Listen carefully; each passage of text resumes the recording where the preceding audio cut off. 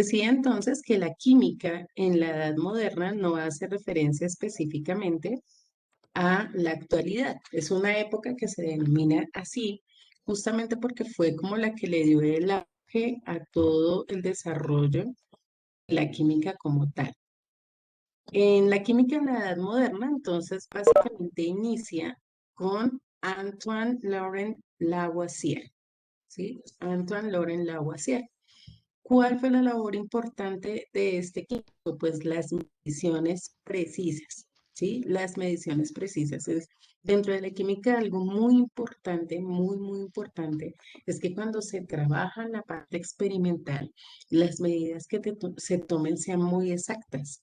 ¿Por qué? Porque si se corre un error, por ejemplo, si se da un error en la elaboración de un medicamento, por ejemplo, se utiliza una medida que no es correcta, pues entonces la persona puede llegar a morir, ¿cierto? Se puede, o sea, no va a cumplir la función con la cual se puede llegar a intoxicar a una persona con un alimento que se le ha colocado una mayor cantidad de preservante o de colorante o de alguna sustancia química que pueda ser dentro de ese proceso, ¿no? Dentro de los alimentos procesados.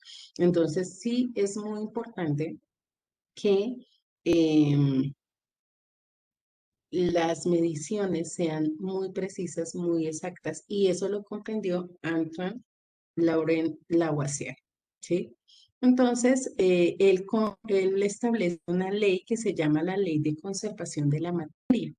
Esa ley de conservación de la materia nosotros la vamos a trabajar eh, muy fuertemente en el tercer periodo académico, porque sobre esa ley se basa todo el proceso de estequiometría, que tienen que ver con los cálculos justamente para determinar cantidades de sustancia. Entonces, él establece esa ley de conservación de la materia y esta ley dice que la materia no se crea ni se destruye, sino que solamente se transforma. Es decir, que cuando él hace un proceso de una reacción química, las sustancias que están inicialmente, las cantidades que están inicialmente, tienen que aparecer al final, porque no creamos materia en el proceso ni tampoco se pierde la materia en el proceso. ¿Sí? Lo que hacemos es la transformación de unas sustancias en otras. Eso es lo que se trabaja desde la química en las reacciones. Se transforman unas sustancias en otras, pero no desaparece nada, ¿cierto? No es que, por ejemplo, yo tengo hidrógeno y oxígeno y reaccionan para formar agua y resulta que de pronto me aparece además carbono al final. No puede aparecer otro elemento porque no estaba al inicio. Entonces, lo mismo que tenía yo en un inicio me aparece al final de la reacción en un compuesto diferente, en un elemento diferente, bueno, en fin, ¿sí? Pero tienen que ser exactamente las mismas sustancias. ¿Por qué? Porque en la materia no se crea ni se destruye, sino que surge un proceso de transformación entre las sustancias. Esa es la etapa de la química en la Edad Moderna, etapa número 5. Entonces, continuamos con esta parte de nuestra línea. Tenemos 5 minuticos para tomar el apunte. Básicamente está en 1789, aparece acá, y eh, digamos, el suceso importante es la formulación de la ley de la conservación de la materia.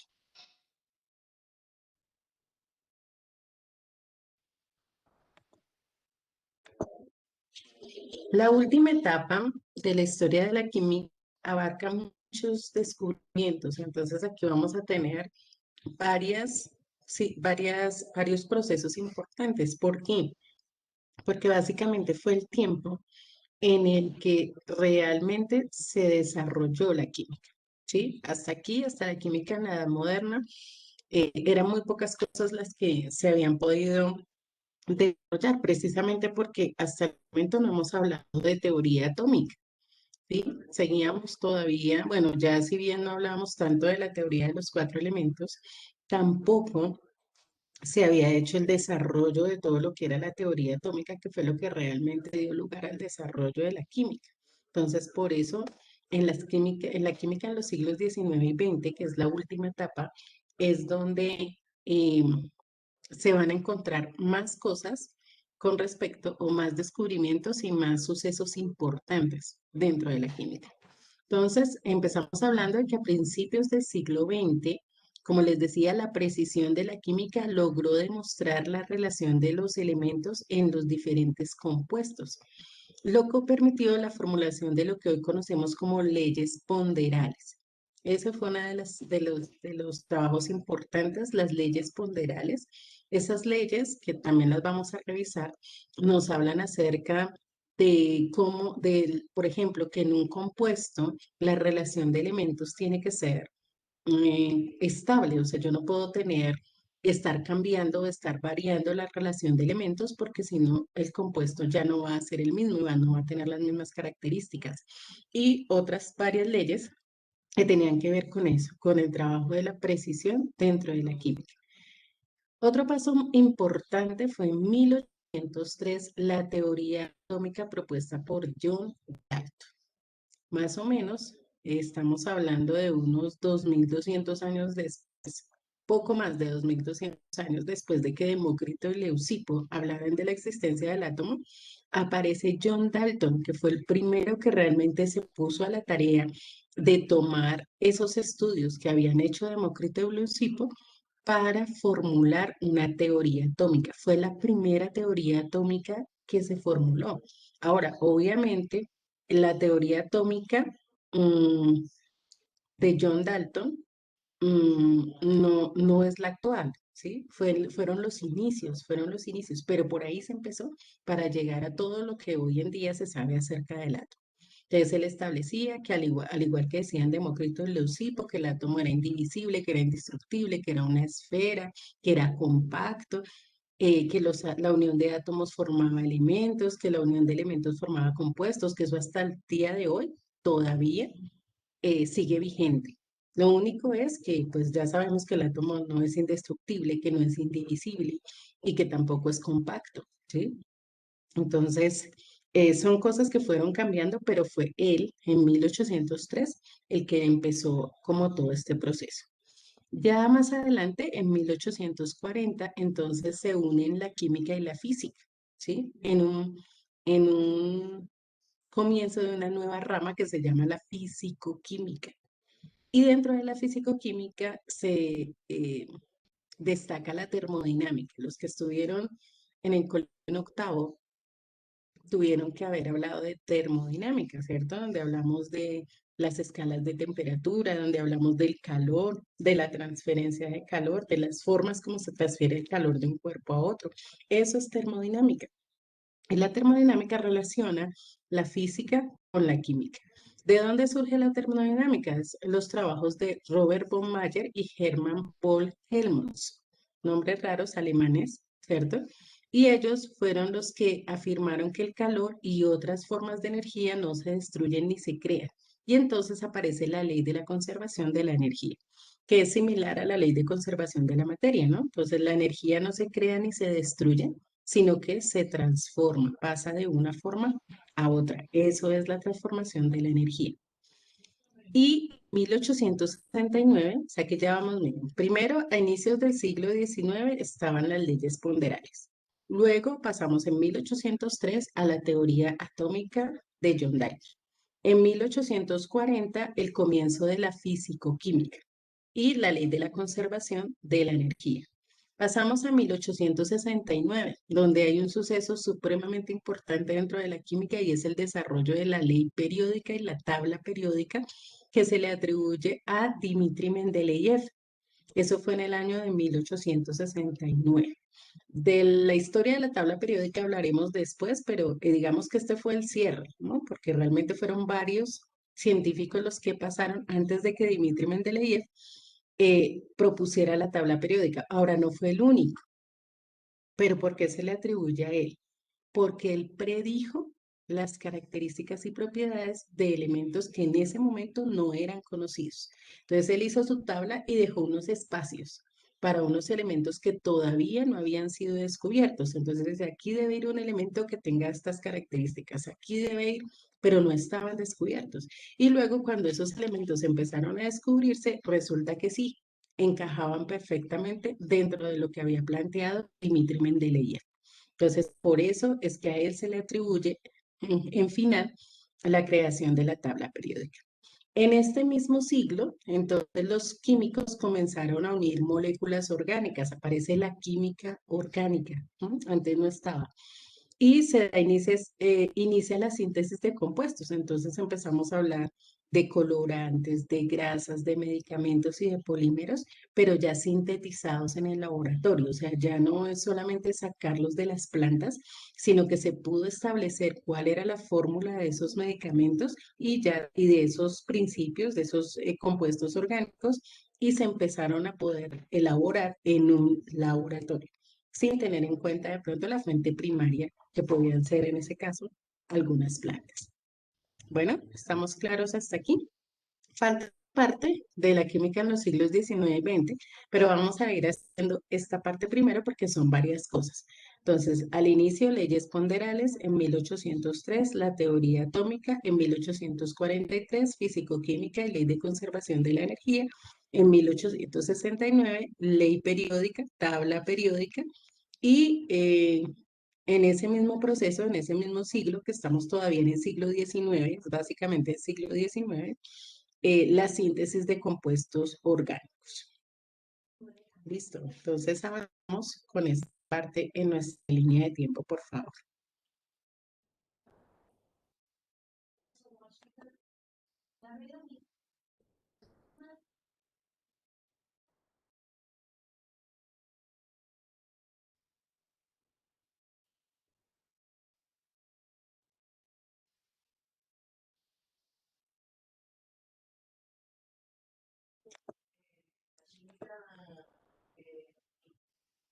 Entonces, seguimos en el siglo XIX.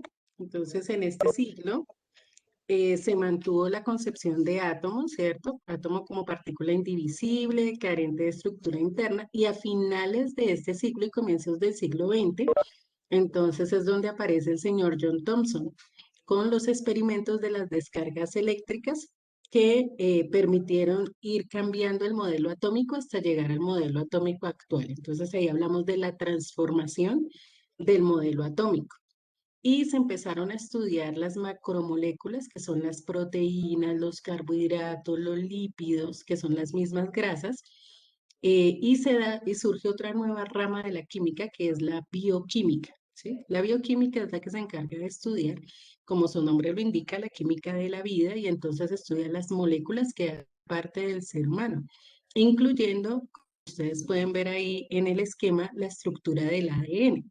¿Sí? Ellos también son macromoléculas, son los ácidos nucleicos y hacen parte de ese proceso de estudio de la bioquímica.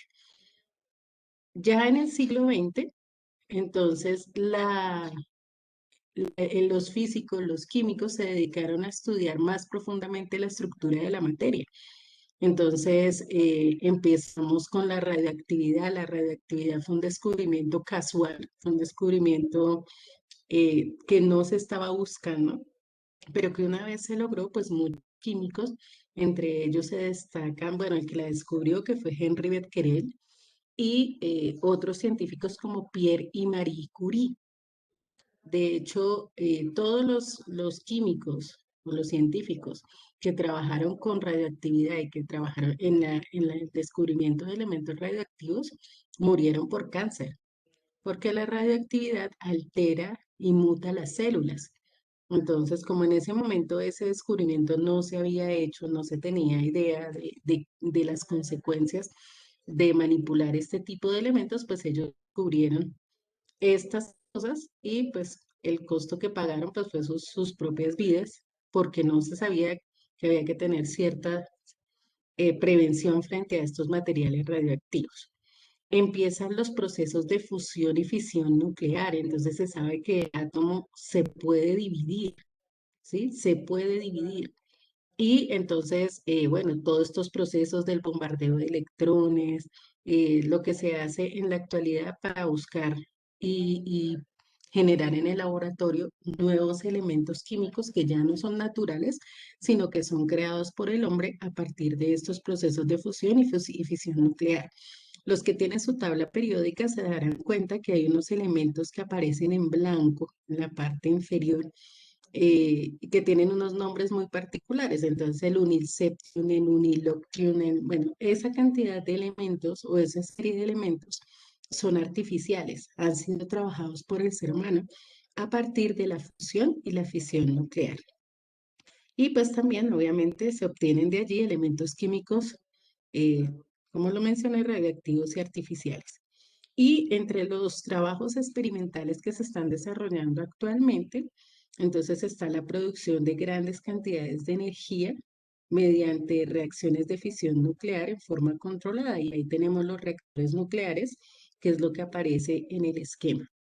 Hoy en día, pues esa es una de las aplicaciones importantes de la química por el hecho de la producción energética, ¿no? Sabemos que los biocombustibles, perdón, los combustibles fósiles son una fuente de energía, pero que pues no son eternas, ¿cierto? No son, en algún momento se van a acabar esos combustibles fósiles, entonces se está trabajando en nuevas alternativas energéticas, eh, y entre ellas tenemos la energía nuclear. Esa no es la más amigable con el medio ambiente, ¿cierto? Que pues tenemos la energía eólica, la energía solar, que pues son mucho más favorables para el ambiente, pero desde la química pues también es importante mencionar que existe la energía nuclear y que hay reactores nucleares y que es que pues a partir de los cuales se trabaja este tipo de energía.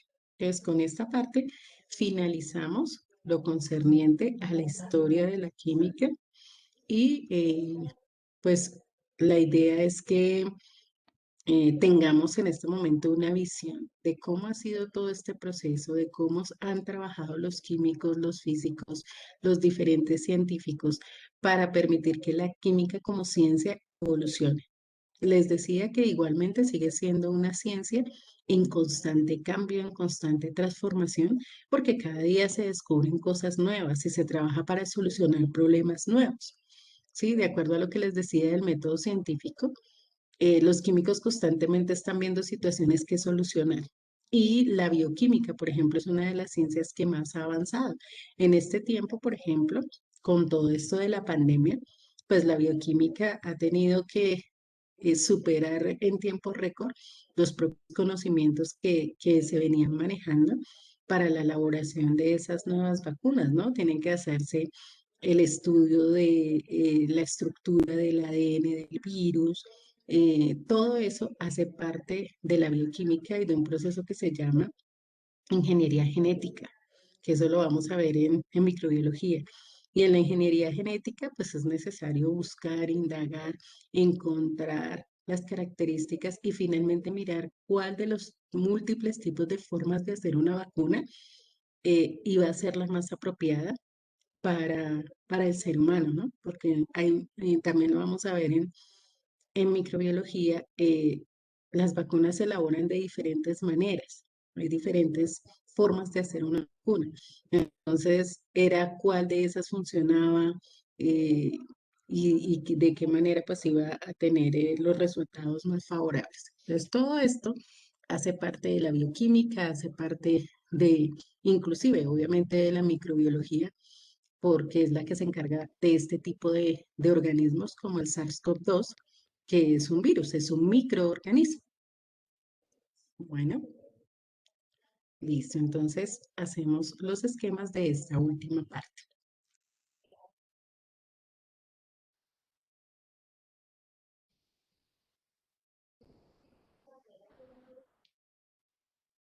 O sea, ya.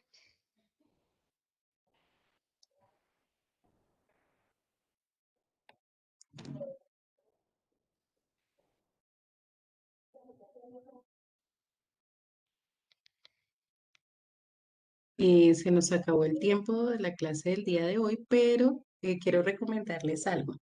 Mañana vamos a estar revisando la tercera parte de cómo se trabaja en química y para ello les quiero solicitar el favor de que creen una cuenta en una página que se llama Canva. Les voy a escribir aquí en el chat Canva. ¿M? Entonces, la buscan y crean su cuenta porque mañana vamos a estar trabajando en ella para el siguiente tema. Entonces, se registran y ya es muy, muy sencillo. Entonces, para que por favor eso lo Profe, tengan qué pena. ¿Cuál listo. es la página? Lo escribí en el chat, Canva. ¿Sí lo están viendo?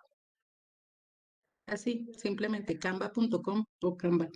Ahí ustedes la buscan de esa manera y ya.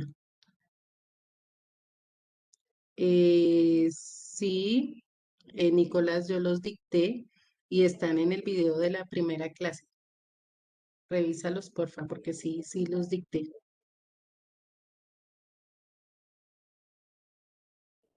Bueno, si no, yo miro ahora cómo te envío una foto al privado, pero sí, ahí en el están. Bueno, chicos, entonces quedamos hasta aquí por hoy. Nos encontramos nuevamente el día de mañana. Que Dios los bendiga. Excelente resto de día. Chao a Hasta todos. luego, profe. Chao, que estén Hasta bien. luego, profe. Chao, profe.